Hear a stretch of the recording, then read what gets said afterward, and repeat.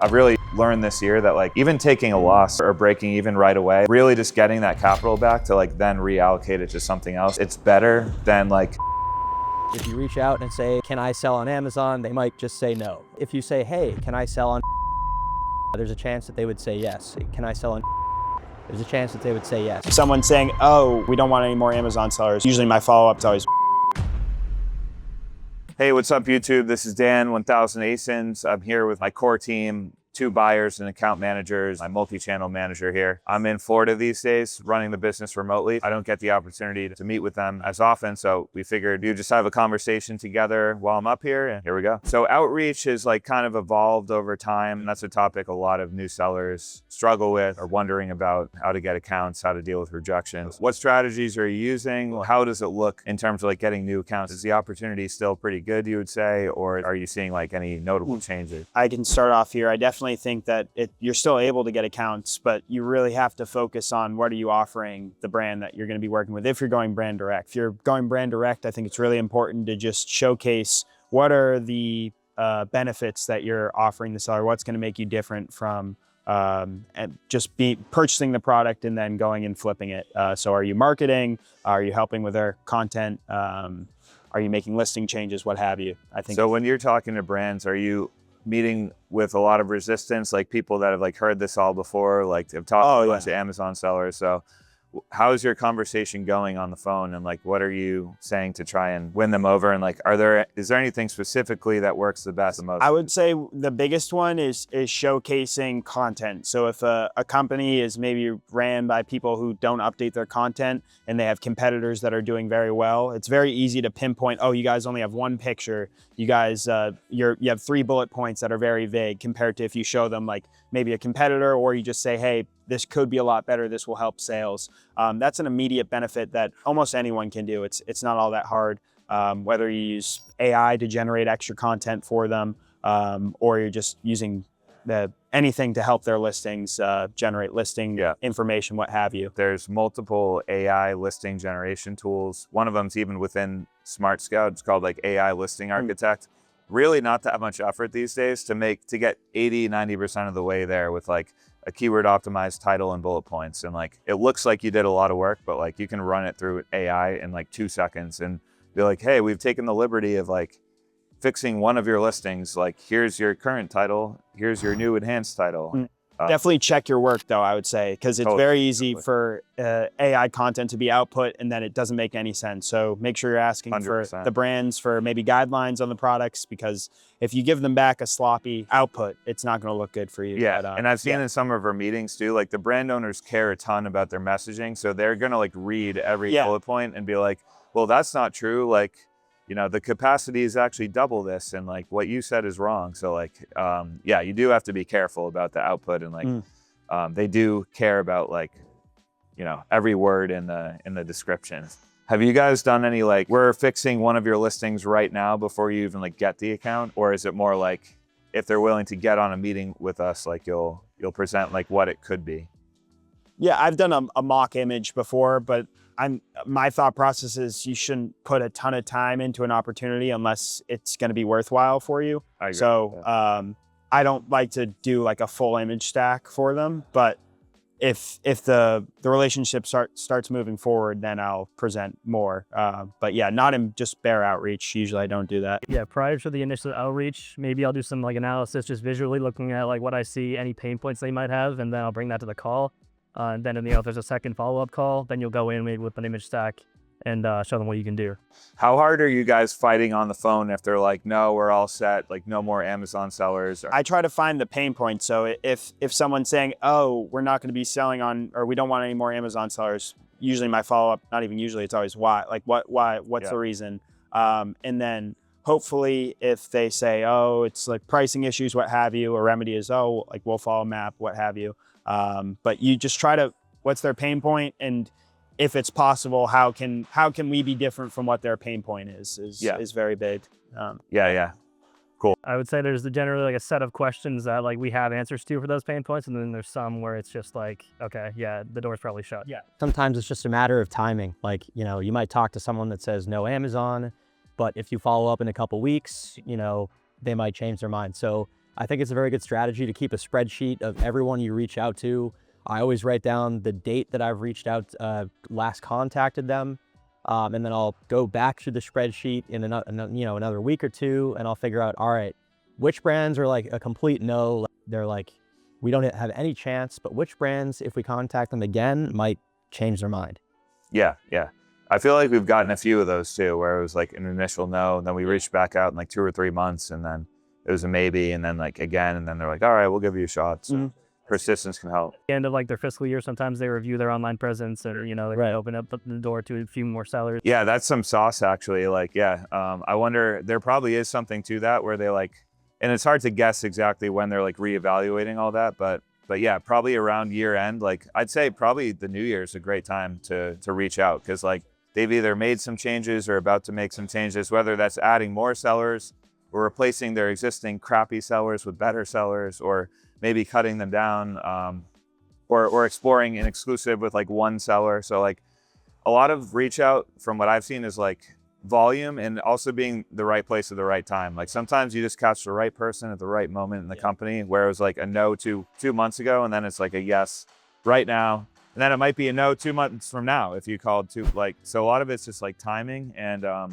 the only way to get lucky with the timing is to put in the reps. So like, the more calls you make, the luckier you get. It's the same with any sales function in any business. It's like any salesperson is going to pick up the phone the most, like pursue everything, leave no stone unturned. And like, those are like the lucky salespeople that do the best. So like, it's very clear. It's just like number of contacts, number of reps, For sure. making those uncomfortable phone calls, like expanding, like pushing yourself. And and fortunately you guys are doing a great job of that, still bringing in new accounts for us. I think we all feel that like the growth trajectory is going to just continue going up. So Noah's my multi-channel manager, so he does eBay, Walmart. We made a Shopify site. We're about to make a second one, like niche Shopify's, Amazon Canada. And you kind of recently made an outreach push. Like in the past, I know you were just like, whatever these guys got in, be like, oh, let's see if it sells on the other marketplaces. We had some success with that, but now you're going out and looking for like specific Walmart, eBay, Amazon Canada opportunities. So are you finding that brands are much more receptive to that than the Amazon US? So there's definitely an element with these other channels. Like Amazon US is the biggest marketplace in the world. A lot of brands might, if you reach out and say, can I sell on Amazon? They might just say no. But if you say, hey, can I sell on Amazon Canada? There's a chance that they would say yes. Can I sell on eBay? There's a chance that they would say yes. And the reason for that is because they might not have as much brand presence on those channels. So I found that if you come in with, as Nick mentioned, we have to provide value to these brands. If you come in and say, hey, I can expand your reach by selling on Walmart.com, or, there's other market, even Temu.com or Target or whatever. They might completely, that just might be a way to get your foot in the door. Maybe you make some money on these other channels, and then they eventually, you build trust with the brand, and then they eventually allow you to sell on Amazon US. But yeah, that's one way you can get your foot in the door with some of these brands. Another benefit to reaching out for some of these channels is sometimes on Amazon, a product might not even be profitable. But in Canada, it's a 20% margin, or on eBay, maybe it sells better on eBay than it does on Amazon. So I'm constantly looking for cases like this. And it's been eye-opening to start going beyond our existing catalog and reach out for other channel-specific opportunities. Yeah, because it's all incremental revenue for the brand. So like when you're Amazon seller number 5 or number 10, like there's a sales pie, they're already doing those sales. You're just chopping it up more and more ways. Something like eBay or Walmart, it's like, oh, we're not doing anything on there now. So like that's just incremental, like new revenue for the brand. So they're much more inclined to say yes, especially if things are like a total mess. So yeah, and like Noah said, it could be like a side door to like get into the main door, which is Amazon US. Like you're still working with the sales rep, you're like building rapport. You're doing what you say you'll do. If you like do an eBay project and it looks much better, and like it's, and you're starting to drive some sales, that they might reward you and be like, oh, well, we'll authorize you for this other market, for Amazon US, since you did such a good job on these other channels. So it's a good way to like build a relationship, you know, without getting Amazon US right away, but maybe in the future. In 2026, we're exploring the brick and mortar angle. So that should be exciting. What do you think that brick and mortar store and our Shopify websites are going to do in terms of getting brands to work with? Do you think that's like a necessary strategy in like 2026 and beyond, or is it just like something you can do? Again, this conversation has been about adding value. So whether it be Shopify, whether it be brick and mortar, these are all things that companies are looking for the person who's going to help them the most. So adding to the pie, what have you. So is it necessary? Maybe not. Does it help? Yes, it helps. It helps a lot. So just any ways that you can find that you're adding value, I would say that's the biggest message of maybe this whole conversation. Yeah, and like for anyone listening, wondering like why is brick and mortar so important to brands?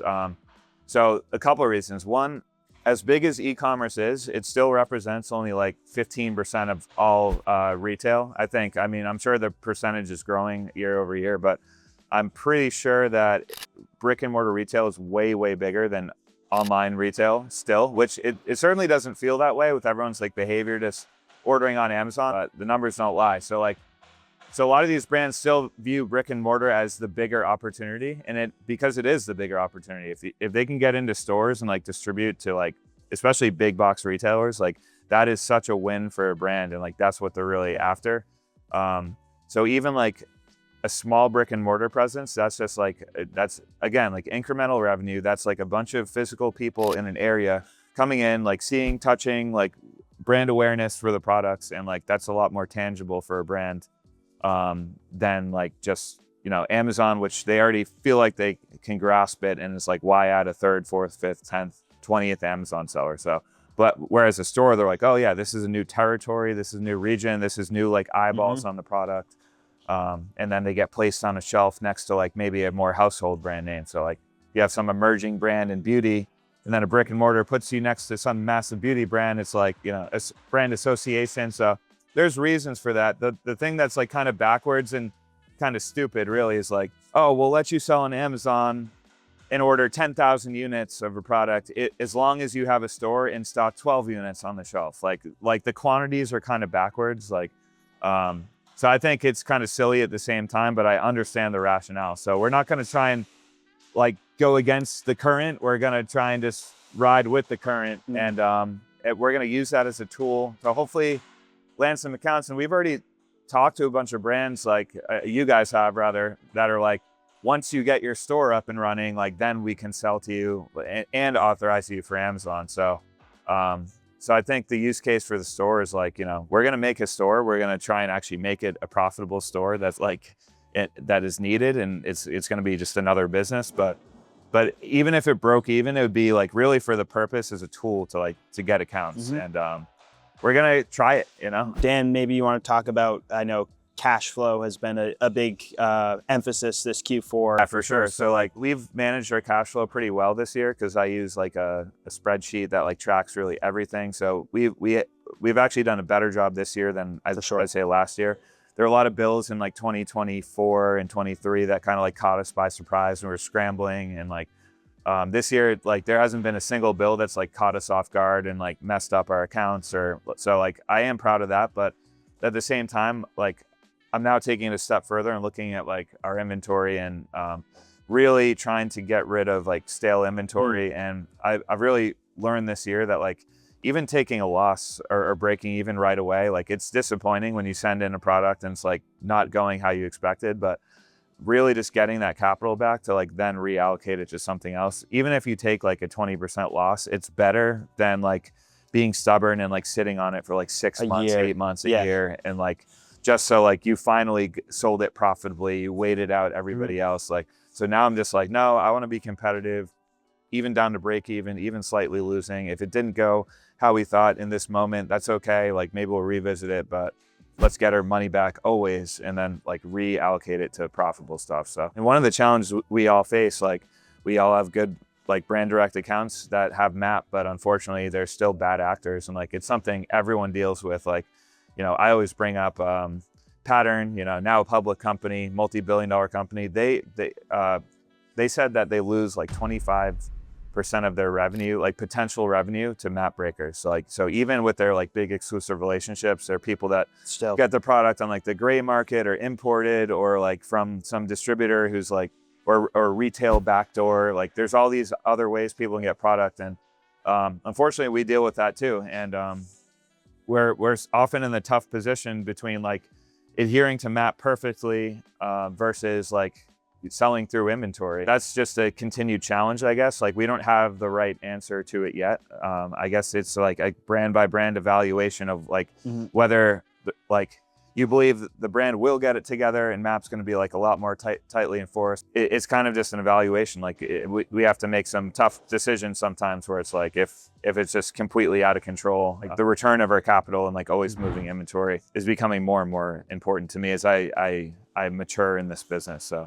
And maybe a piece of advice to people who are working with brand directs already: stay on top of them. If you start to see a bunch of other sellers coming on the listing, I think it's very important to not like be a pushover, to be, hey, what's going on? Or can we take this volume? Because once a ton of other sellers come in, it's just a matter of time before there's pricing issues. Yeah, once there's like, I'd say like, I mean, there's no magic number, but once you start seeing like 8, 9, 10 plus, there's always a bad apple in there. Yeah, someone's unhappy with their market share, they drop their price, and then it's just a, race to the bottom. It's once that snowball effect starts, there's gonna be a cleanup period afterwards. So they can be, years. Yeah, it can be brutal because like once prices go down, like prices go down a lot easier than they climb back up, really, unless like almost everyone's sold through. So it's an ongoing problem that brands face, that we face. We try to like join forces together to like figure out how we can mitigate it as best possible.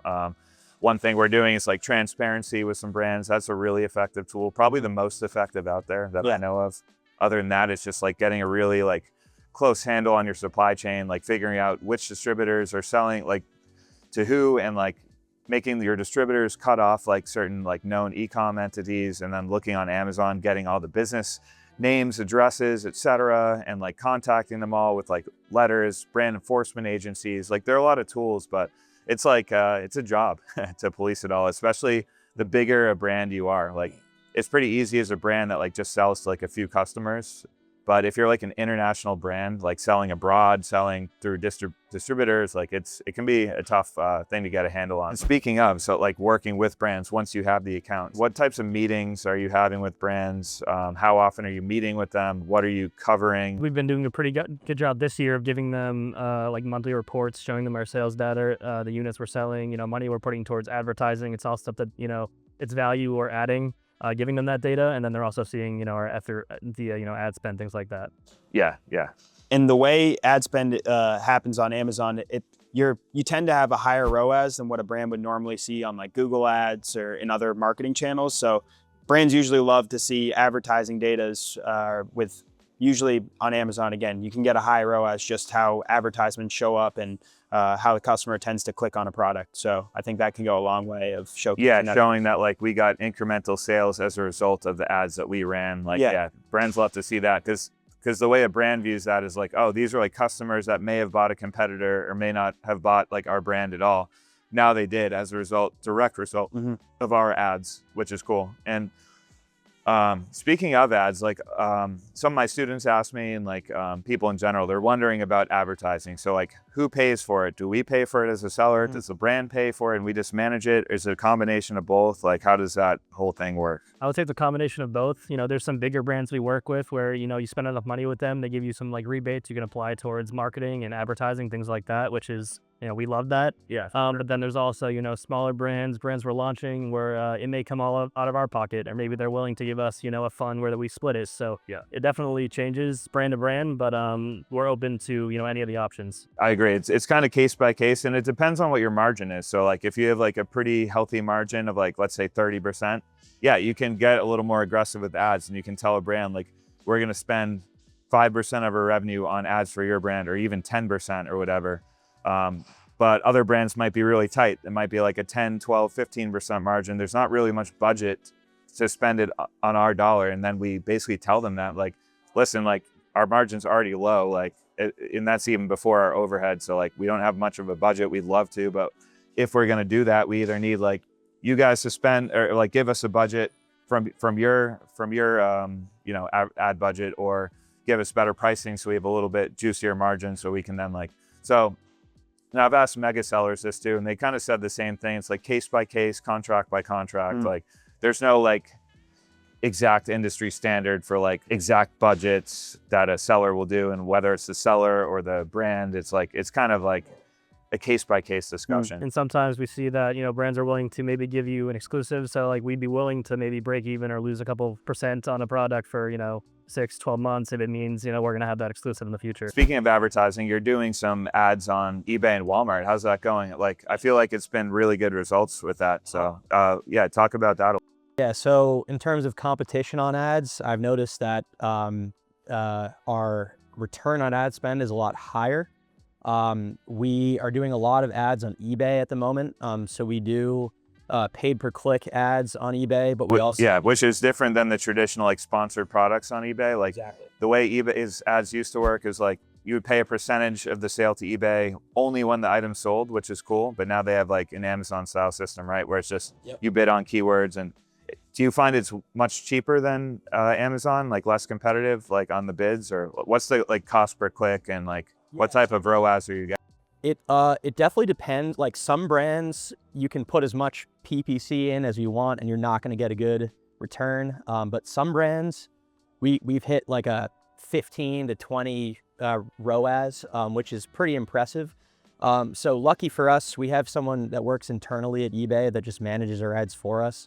When you get to, a bigger storefront, they kind of give you a rep to handle that. But not to say you can't run ads yourself on eBay. You can definitely experiment with PPC. The other thing that I want to mention is Walmart. So Walmart is a lot less competitive with PPC. I literally just turned on an automatic campaign for a brand last week, and it's already at a 15 ROAS. So, it's all about testing. So like I said, some brands are gonna work with ads, some are not.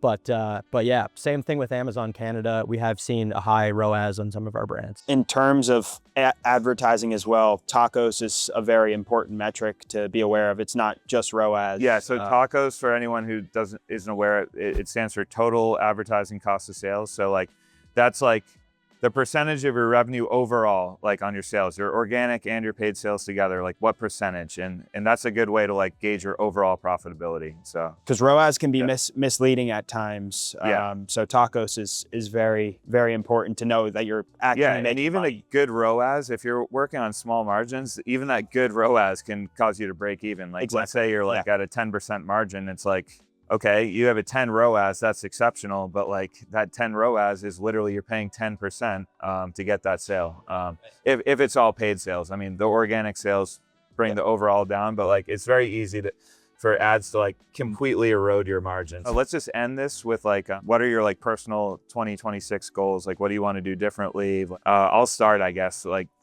overall business, we're going to land at 27 million for Amazon US. I'd like to go to 35, pretty healthy growth rate, 25, 30%.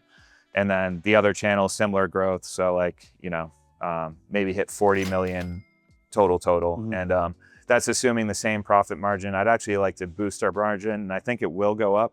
We've got the same team here, and I think we can just do more units processed and higher average sales price to hit bigger numbers with the same overhead. So net margin, I'd love to increase that from 7 up to 8% next year. And that's it for me. For me, so my role is all the other channels outside of Amazon. Our biggest channel outside of Amazon is eBay. So in 2025, we just hit $1 million in gross sales, which is double of what we hit last year. So last year was about 500K. So we did double on eBay, which I'm really happy about. I think if we can double again on eBay, I would be super pumped. So 2 million eBay. Set a 2 million goal for eBay. Yeah, that'd be really strong. I would love to hit that. Overall, on the other channels, I'd really like to put more time into Amazon Canada as well as Walmart. Also, in terms of our Shopify stores, we have a few other Shopify stores that are niche specific. Yeah, we're all kind of still learning Shopify. We're getting better and better and more competent. So optimistic that those can actually produce some profits this year. Yeah, so I want to make sure that we're profitable in our Shopify stores. But yeah, it was a good year and hoping to grow. Maybe we can 1.5 or double on the other channels in 2026? One of my biggest initiatives next year, obviously accounts outreach is a big one. We have a couple potential exclusives in the fire. But operationally, I've seen this year so much growth with our team, especially the offshore team, and how much they've helped us become more efficient and like delegate and be more specific to your roles. So I think next year, personally, I'm going to work with my personal VA better and kind of getting that system between us, that dynamic better. I know you do that very well. And I think, optimizing that is my main goal. Yeah, those are great goals. Like, yeah, we're talking numbers here, but like really the more important goals should be like operational improvements, because then the numbers follow after that. It's like, so yeah, glad you mentioned that, not just a sales goal. For me, it's focusing on long-term relationships instead of quick money relationships. I think there's a very distinct difference between if you talk to yourself and say, hey, with this company, maybe I'll buy one of their closeouts and then I won't be able to purchase from them anymore. It's not worth going into that relationship compared to a long-term building relationship with a company. So I'm more focused on stable relationships now instead of quick money goes fast. So it can work in the short term, but yeah, you can lose it quickly as well. So that's my goal. But yeah, everyone check back with us in a year. I do my quarterly P&L videos, and I'm about to release my year-end one for 25 in a couple weeks. So stay tuned for that. And thank you for following along with our journey. Hopefully it inspires you to do the same. And if this whole conversation was interesting to you, you want to start or grow your Amazon wholesale business, there's a link below, and just click that, talk to a team member. We'll see if we're the right fit for each other. But the type of stuff we talked about is just kind of scratching the surface of what's in my program. So we have basically everything you need and more to reproduce a similar type of business. So if you're interested, book a call with our team, see if we're a good fit, and hope to see you in the program.